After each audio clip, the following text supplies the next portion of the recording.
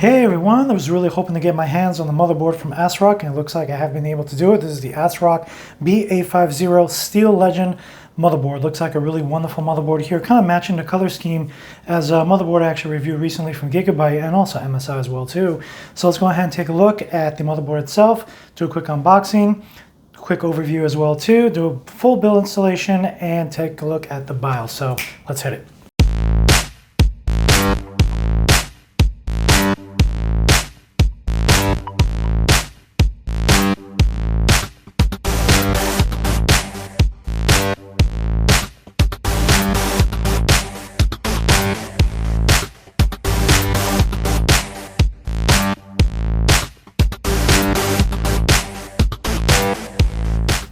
Here we are taking a look at a first look here at the box itself. Immediately you can see a full image of the entire motherboard right on the front, which looks really nice. You can immediately see probably some RGB lighting down here as well too.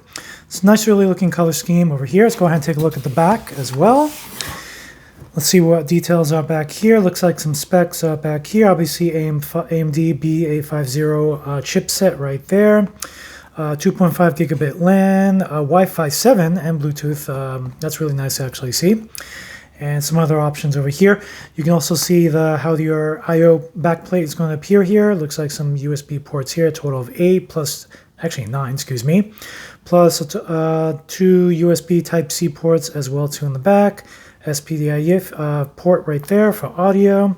And HDMI port there for integrated graphics on your CPU if you are planning to use that. And of course, it's very popular with many motherboards these days, the ability to update the BIOS without the need of a CPU and memory being installed at the same time.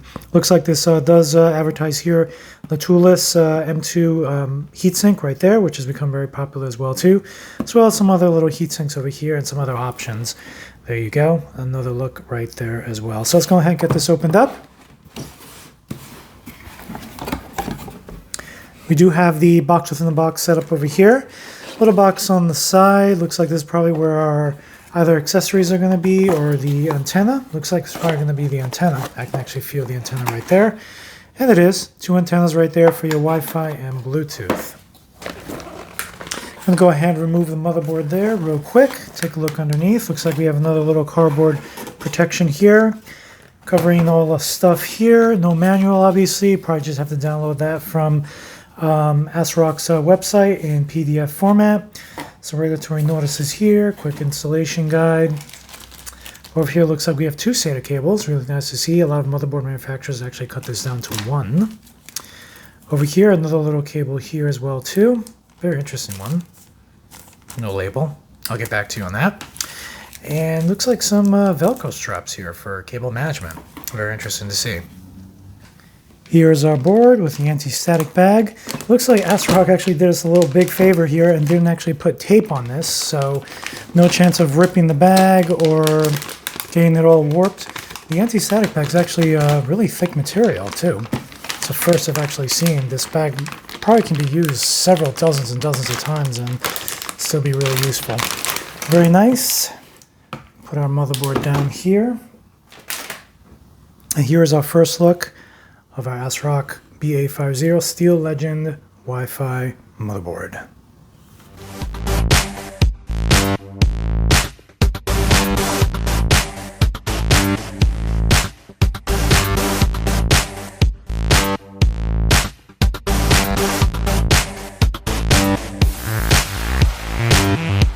Alright, so let's go ahead and do a quick overview of the motherboard and just review some ports that are very familiar and common to everybody. First thing over here obviously is our AM5 socket for our CPU. Go ahead and just unlock that. Take off the little protection cover here. Well, actually not cover, just lift this up right over here. You can immediately see our motherboard has all the pins here. The CPU is all pinless. Really nice to actually see. And obviously, as I mentioned before in other videos, if you are going to go ahead and put this motherboard away for storage or just keep it on the side for now, keep this little plastic cover just to go ahead and protect those pins or just keep any material and dust from getting in there or just causing a big issue. Obviously, the worst that'll happen is pins getting damaged and bent, and that just makes the whole thing useless right there. Right over here, we can immediately see our main M2 slot with this really nice looking heatsink here, a little bit wobbly. But we do have this little easy release right over here. Looks like it's actually not pushed, but just push this down like this and just lift. And you can immediately see our heatsink right there, nice and solid. Take this plastic film off if you're planning to use it. Obviously take this plastic film off here as well too. And install your M2, your NVMe drive right over there into the main M2 slot. Just below here, we do have our main PCI Express slot, obviously in the silver color here. Do have this little latch over here that seems to just come right back with use of the spring right there. That's actually the first time I've seen that. Usually this will just stay like this, but let go of it and it goes right back into lock position. So they did actually add this additional piece of plastic here to make it a little bit easier to reach when installing a really large video card. Just imagine a large video card the size of my arm right over here being in the way, and you have another large heatsink over here covering your CPU. And obviously reaching this little lever here can be a little bit of a challenge. Taking a look on the right, we can immediately see our 4 DIMM slots here for DDR5 memory goodness right over there. Both sides appear to have levers on the side to go ahead and lock the CPU, the memory right in. I'm going to go ahead and unlock the DIMM slots here that I'm going to be using for dual channel mode. Further down here underneath the PCI Express slot, we do have the CMOS battery, as well as visibly another M2 slot right over here for an NVMe drive. This one in particular does not have a little heatsink over it. Just something to keep in mind if you are planning to actually use this particular slot here. You may want to have your own heatsink installed on the NVMe drive before installation, or even after as well too. But speaking of heatsink right there on the bottom, we do have another what appears to be a really long looking heatsink, as I mentioned earlier. Let me just go ahead and take a look at what is underneath just by removing the screws here. Very likely we're going to have one slot here and possibly another slot there, just from my experience with other motherboard manufacturers. So that'll probably give us a total of 4 M2 slots here. And looks like I was right. We do have our primary one up here, this one right over here without a heatsink, and under this long heatsink right over here, from 2 screws on the left and on the right, we have 2 additional M2 slots right here and right here. So a total of 4 M2 slots for NVMe drive goodness. And a little bit further right down there, we can immediately see one more PCI Express slot, not ideal for a video card, but it's right there for use for anything else, such as a dedicated sound card or some other particular card, a video capture card, anything else your heart may desire to actually use here, X1, X8, X4, or X16, ready for use. Taking a look at the back over here, we can immediately see our HDMI port right over here. If you plan to use integrated graphics on your CPU, this will be your go-to port right over here. Usually you would even see a display port, but unfortunately I actually do not see that, but there may be a little reason for that, and I'll get to that in just a moment. Over here, while this is actually usually on the right side, it's actually right over here, almost on the left. We have our Wi-Fi and Bluetooth antennas. Go ahead and plug in, screw in those 2 little antennas I demonstrated earlier for Wi-Fi and Bluetooth goodness. But just bear in mind, if you're not planning to use Wi-Fi on this particular desktop, go ahead and screw them in anyways, just so you can have Bluetooth capability. Otherwise, the signal range is going to be very low. You just move away maybe a foot, and you are pretty much out of range already. Right over here, we do have our little BIOS flash button right over here. There probably is a dedicated USB port over here. Just go ahead and check that out in the manual. I actually don't even see that being labeled here. Usually there is one here, so maybe this is actually probably it, considering that this is actually circled over here with white, and so is this one. So let's assume this is it. Go ahead and plug in your USB thumb drive over here with the latest firmware. No CPU or memory needs to be installed. You go ahead and hit this button, follow the instructions, and probably a few minutes later, you'll have your BIOS firmware updated without the need of CPU or memory. If you actually do have CPU and memory, just want to update it the old-fashioned way, I'll get to that in just a little bit. Right over here to the right, we have 4 additional USB ports right over here. These are regular USB ports 2.0, probably just used for keyboard, mice, webcam, printer, anything else that doesn't necessarily need any speed to it. Speaking of speed, right next to that, we have 4 ports right over here, USB 3.2, 2 of them in yellow, 2 of them in blue. This one's actually labeled Ultra USB Power at the bottom, Lightning Gaming. So probably a little bit more, some of them probably have a little bit more power, some of them have just a little bit more speed, but still USB 3.2 ports right over there for use, and very wonderful to use for, plugging in smartphones and other really wonderful speeds right there, external hard drives, and so on. To the right over here, we have 2 USB Type-C ports over here on the bottom. As I mentioned earlier, there is that HDMI port all the way on the left.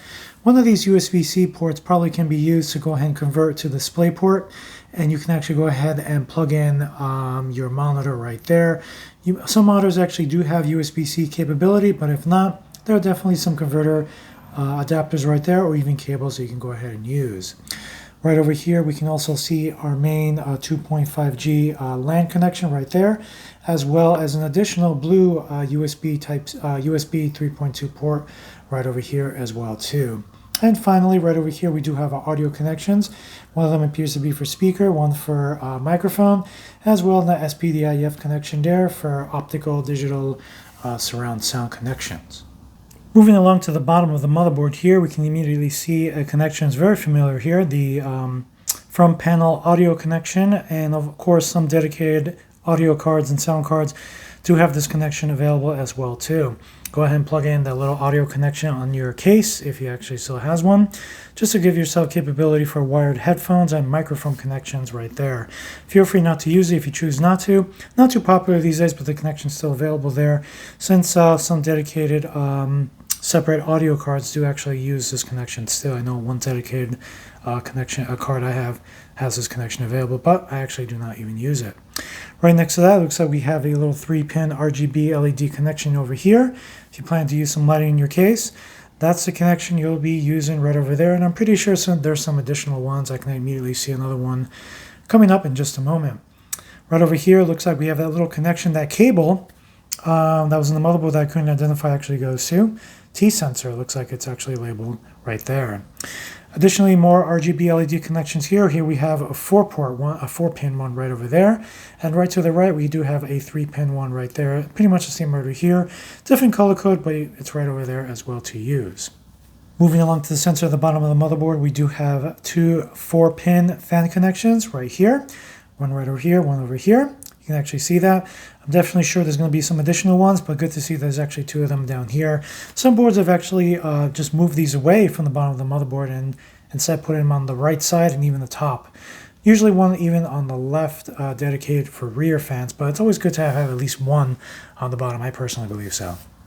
Moving along towards the bottom right of the motherboard here, we do have a couple of connections here. 2 of them are actually USB 2.0 front panel connections. If your case does have USB 2.0 ports on the front, one of these is actually going to be the connection you can actually use. There are additional components in the computer that I've actually seen that can also take advantage of these particular connections, so they're not completely useless despite their speed. Further to the right over here, we do have our front panel connections here, such as hard drive activity, reset button, power activity, and power button as well too on these connections here. The front panel connections that can always be a little bit of a pain to actually go ahead and install, but since motherboard manufacturers have actually pretty much put them all in the same configuration, some computer cases are now just putting it as one whole connection, which is really nice to actually see. It makes it much easier to manage. And over here, it looks like we do have a 4-pin PC speaker connection if you're planning to actually use that. Now taking a look at the right side of the motherboard, we can immediately see 4 SATA ports right over here for any particular drives you want to go ahead and plug them in. All traditional 2.5 SATA SSD drives, or even a 3.5 mechanical hard drive. Any other connections you'd like to go ahead and use this for.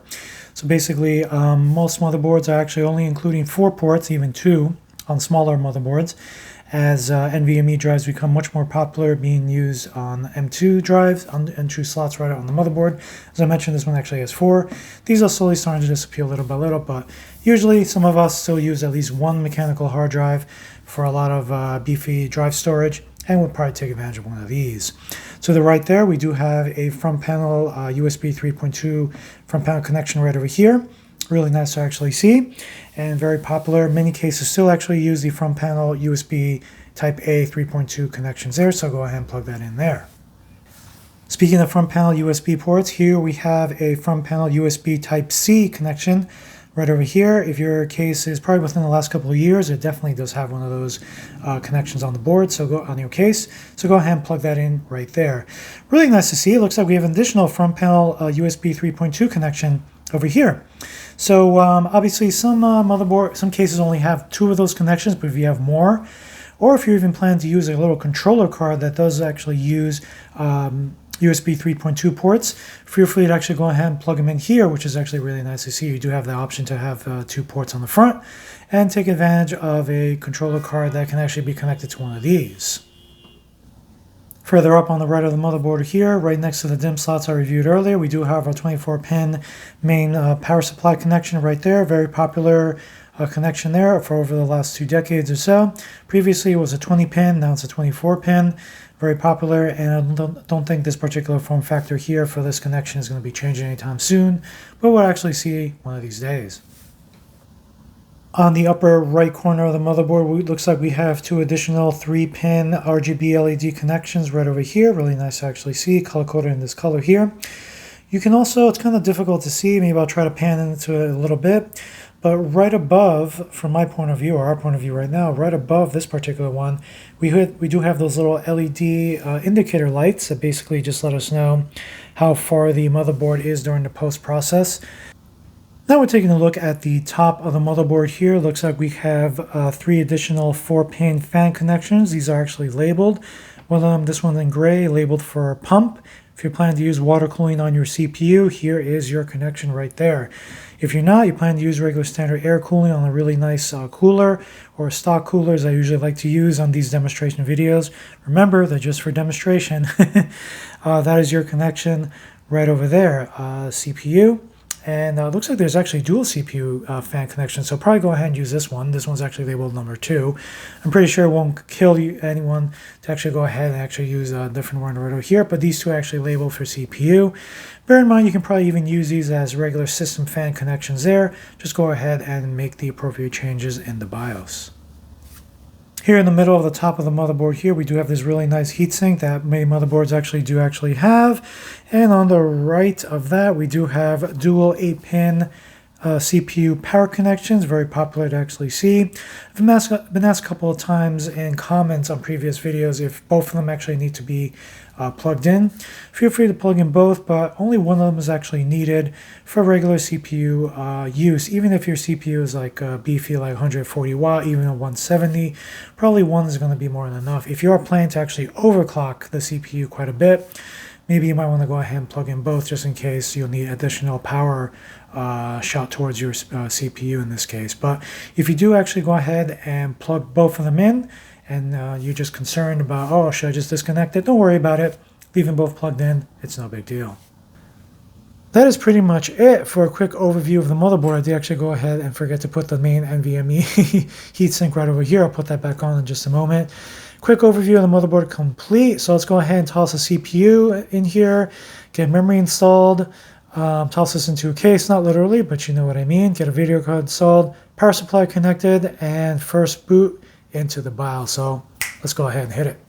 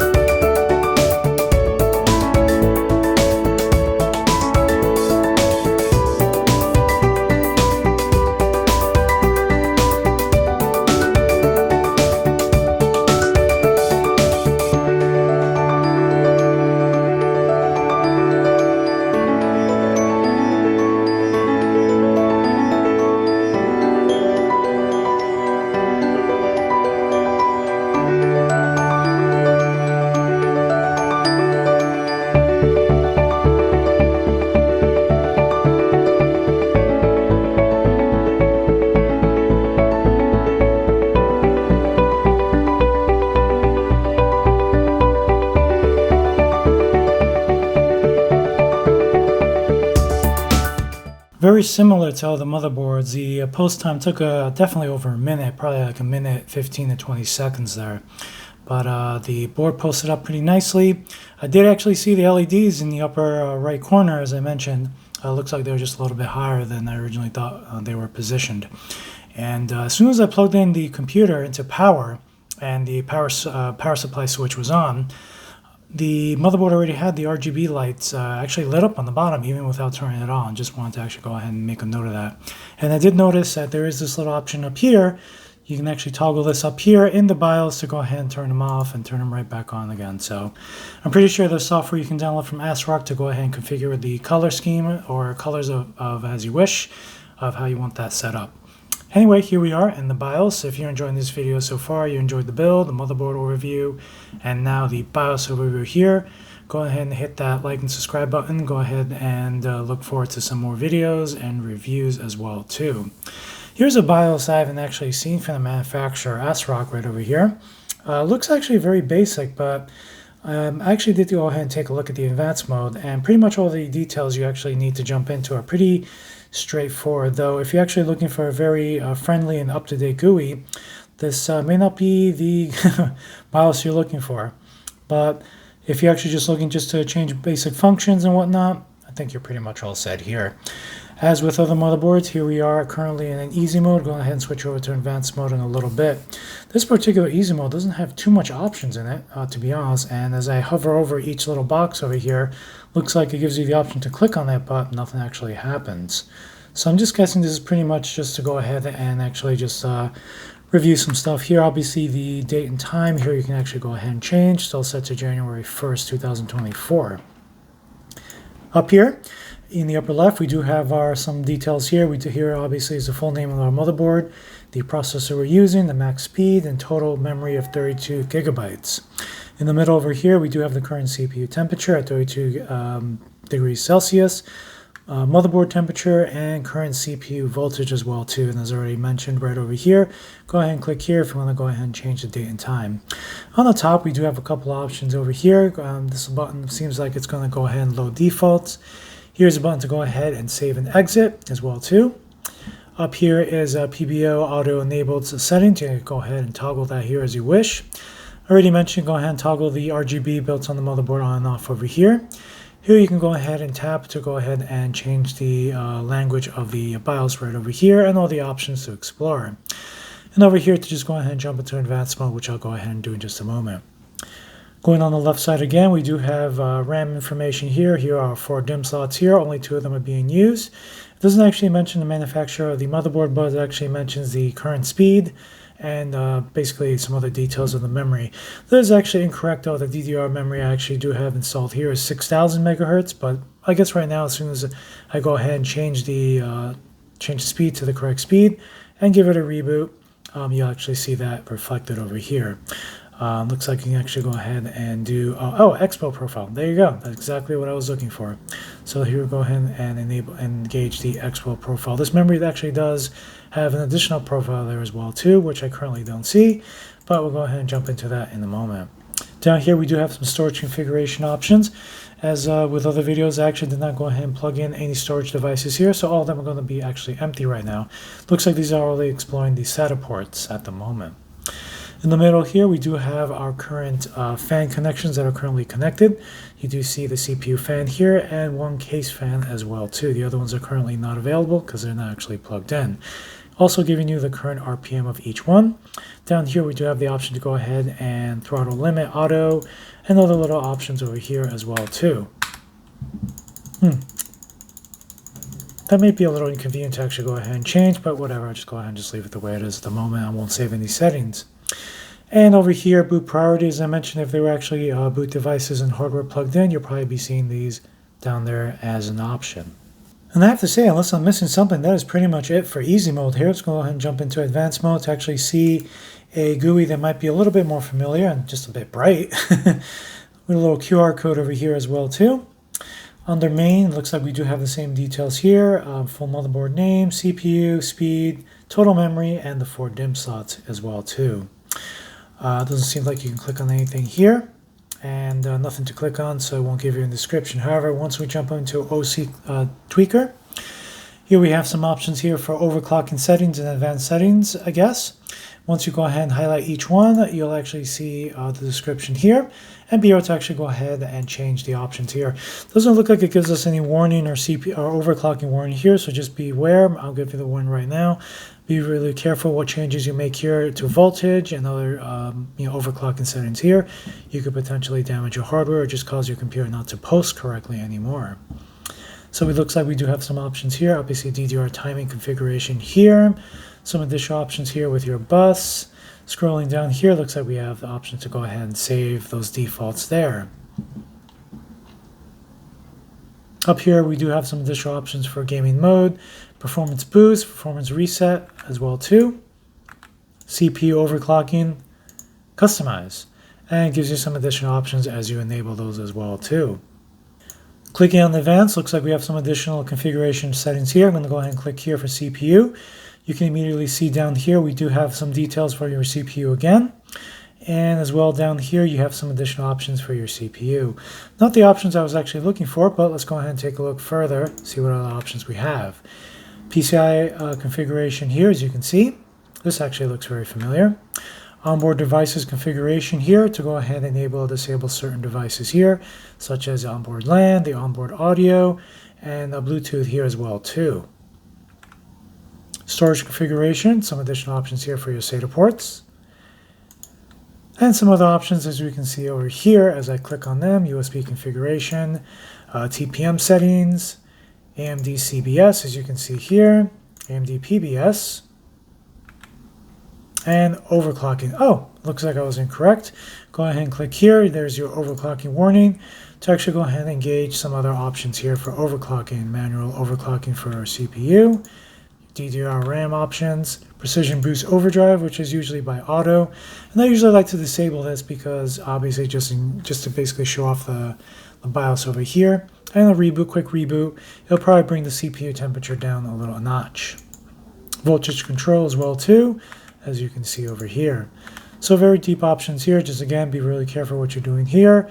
Obviously you could basically damage any hardware, just changes stuff like that.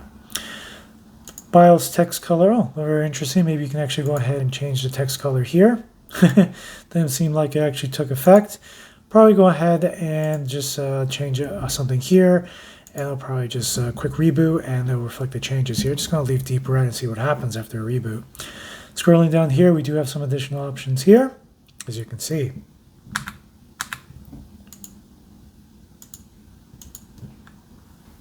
Go ahead, moving on to tool. Here we have some options, basically some things to do with firmware.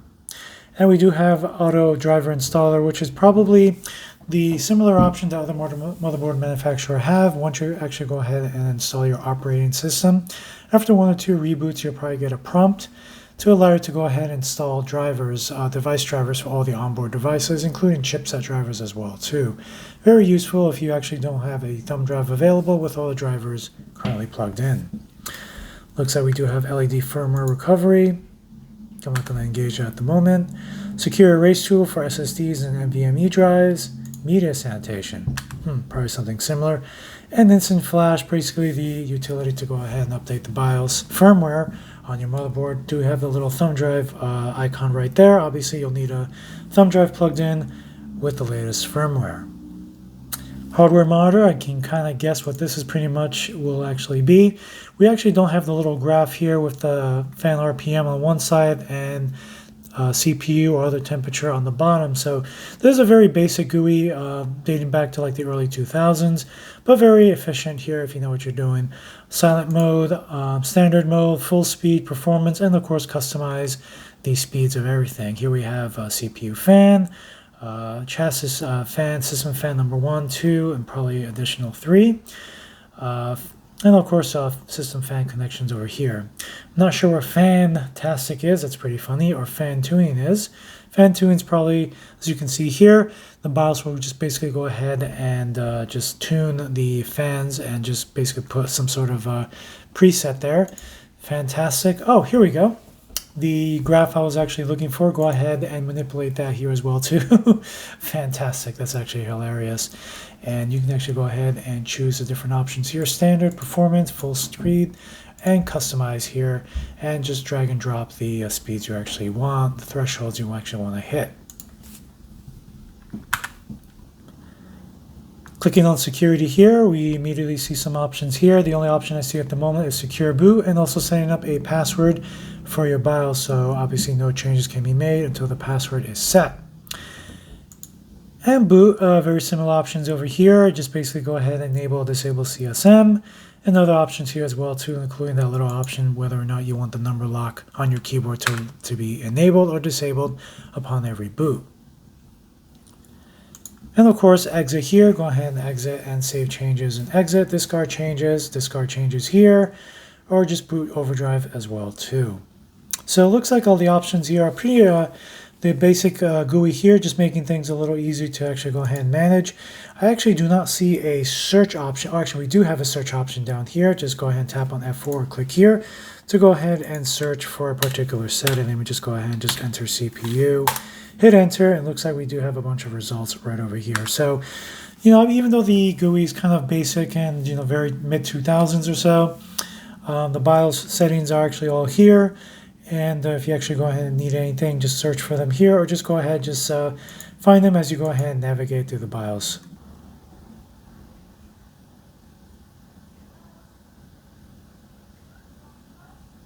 I did go ahead and change that particular option over here for BIOS setup text color. It looks like it actually did go ahead and take effect. I put it to light blue, and actually does go ahead and look nicer.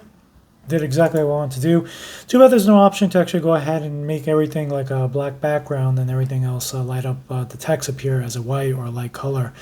A little bit easier and probably easier on the eyes, but it is what it is, and you do have some limited capability over here. So, oh, color code, I'm not sure what that is. Oh, well, basically go ahead and use RGB settings here to set up your own color. So, something interesting to go ahead and explore. Here we are taking a look at the board again. You can immediately see, let me just pan the camera on the bottom. You can immediately see the LED lights coming from that particular area under that long NVMe drive heatsink right down there. Looks kind of nice. Gigabyte has a very similar thing, even though they usually leave the color to like a white color by default, which I'm sure you can actually go ahead and change. I'm pretty sure that's something you can go ahead and change as well too on this, using some software from ASRock as well, and probably compatible with other software out there as well too. So immediately you can see, looks like that's probably the only RGB LED currently built onto the motherboard. Obviously any other colors you see here is just basically coming from that Prism Cooler CPU, and very nice and quiet in there.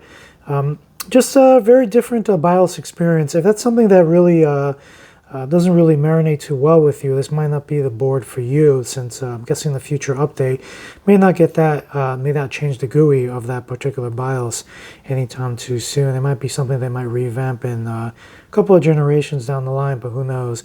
Obviously MSI, Gigabyte, and Asus have definitely been changing their GUI over the last few generations of chipsets for Intel and AMD.